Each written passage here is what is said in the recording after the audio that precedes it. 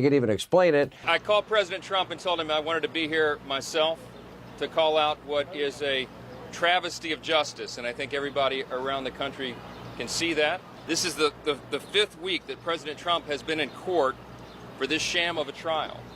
They are doing this intentionally to keep him here and keep him off of the campaign trail. And I think everybody in the country can see that for what it is. This is a politicized persecution that is nakedly apparent. This is a sham. This is not the United States of America. This is some third-rate banana republic. If this were happening in another country, we would be laughing at them as a sham democracy. I am ashamed as an American citizen. You have a prosecutor who is ignoring crimes happening every single day in his jurisdiction, and he chooses to go back many, many years ago to try to use something about porn star hush money payments. You know, that's an example of pursuing a political agenda. Lawfare at its finest, or at its worst. Yes, it must be weaponized government, and totally, definitely not the fact that this president simply committed more crimes. Definitely not the fact that this president committed campaign finance violations and stole classified documents from the White House and refused to return them, and tried to interfere with the certification of a free and fair election, and engaged in a racketeering scheme in Georgia. Nope.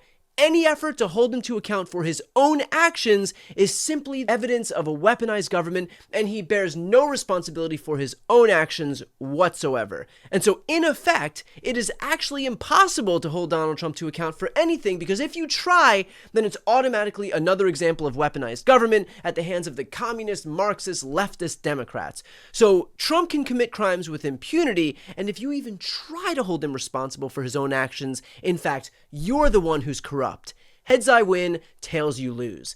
In reality, it's easier for these Republicans to pretend that Donald Trump being held to account for his own criminality is somehow the fault of the left, because they need some excuse to be able to explain away his corruption while trying to keep their own hands clean.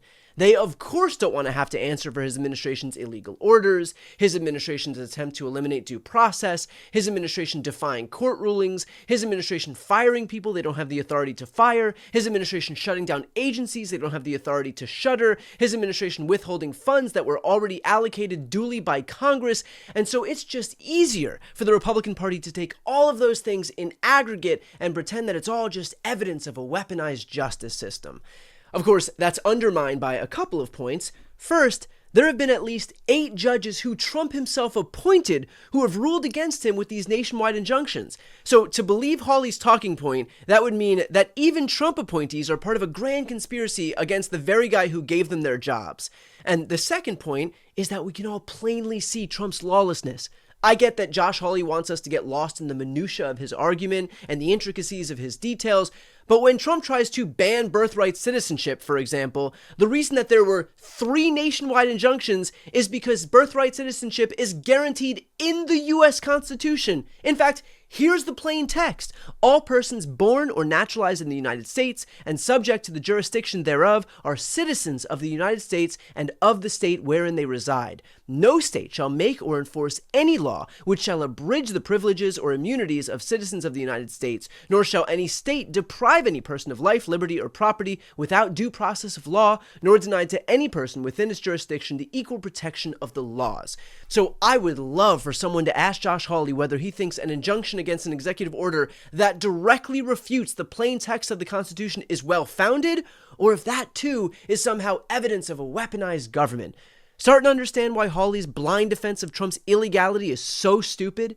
Hawley's partisan hackery is so blatant, so extreme, that it's clouding his ability to have even an ounce of critical thinking. And yet, that's what it takes to succeed in today's GOP. As long as you'll cast aside every bit of dignity, of integrity, and of honesty in deference to Donald Trump, you can fail all the way to the top.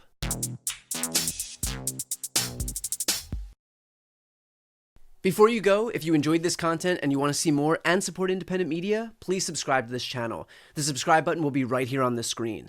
But second, the reality is that we are now in a political environment where this administration can lean on any of the social media platforms to suppress certain voices if they don't like critical coverage. That means my longevity here is in the hands of a few tech billionaires who are already making it clear that they are willing to cater to this administration. To that end, signing up for my newsletter is a way for me to reach you directly if that ever becomes necessary. I'll put the link right here on the screen as well, so please sign up. It's free, but there's also an option to do a paid subscription if you'd like to support me and my team. I really appreciate it. Thanks so much for watching.